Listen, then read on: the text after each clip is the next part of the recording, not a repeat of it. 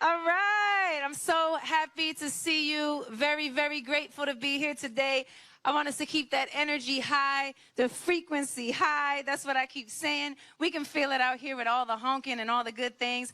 I'm excited to be here with all the wheels. I was just saying, I can't believe that everywhere we meet, we have to be in our cars. It's really weird.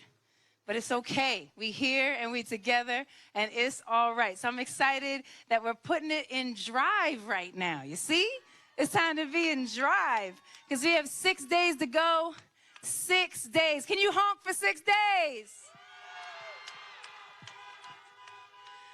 If you told me last year that I would be here, on October 28, 2020, if you told me 2 years ago that I'd be standing here October 28, 2020 with a bunch of trucks in Phoenix, Arizona, along with a woman who's going to be the next vice president of the United States, I'd say, yeah, I would say, why not? I can see that, and I'm open. I'm open for change, you know what I mean? Because change is good, and change is necessary. It's inevitable. That's why we're all here. But damn, changing the status quo is hard work. It is really hard work. But this is Phoenix, after all, and the legend of the Phoenix is a story about change, about something old rebirthing itself into something new and beautiful. And right now we're giving birth to that dream right now. Can you honk for that dream? Yes, Phoenix. I feel everybody showing up today. I feel the fire. We're showing up for our communities, for our loved ones. We vote to show our children that we're doing everything in our power to build a world that's safer, that's saner, that's brighter, that's more equitable for them. In light of COVID and racial injustice in the past 4 years, we've forgotten what it feels like to be joyful warriors, what it feels like to be what my friend and artist Hank calls to live in our civic joy. That's what I want us to be remembering right now, our civic joy, that energy and that responsibility and that celebration of everything that we fought so hard and everywhere we fought so hard to be right now. So joy is a form of resistance, and we can and we should feel joyful about exercising the rights we fought for. Let's celebrate our role in democracy, even as we acknowledge that the system needs major overhaul. We definitely know that. There you go.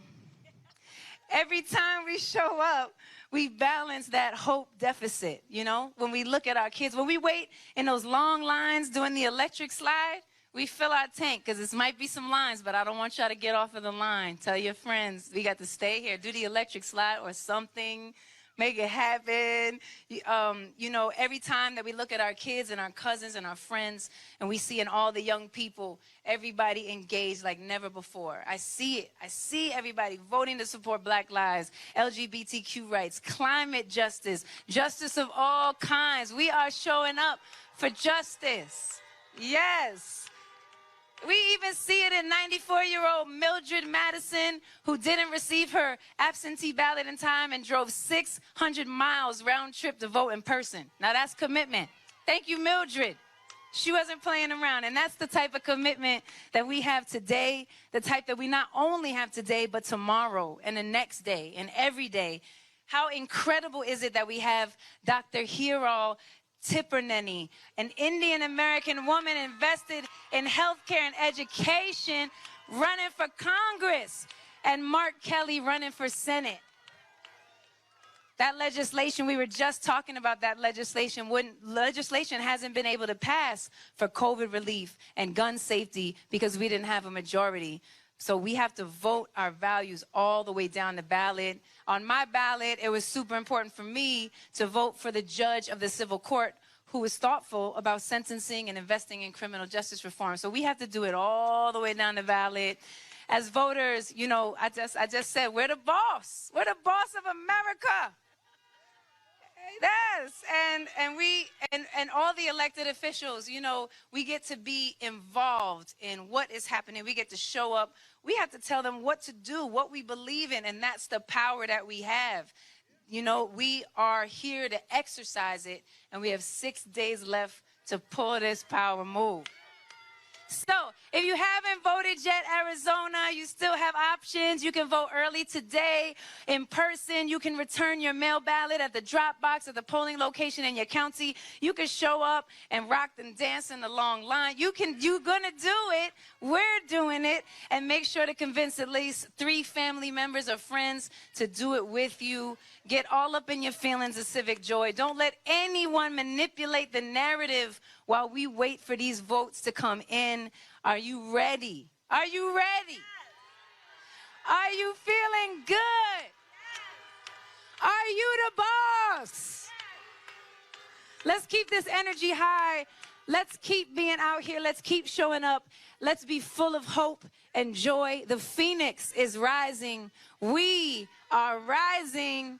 And now I get the distinct honor to introduce the original joyful warrior, the brilliant, compassionate leader working relentlessly to bring Americans together, the next Vice President of the United States, Senator Kamala Harris.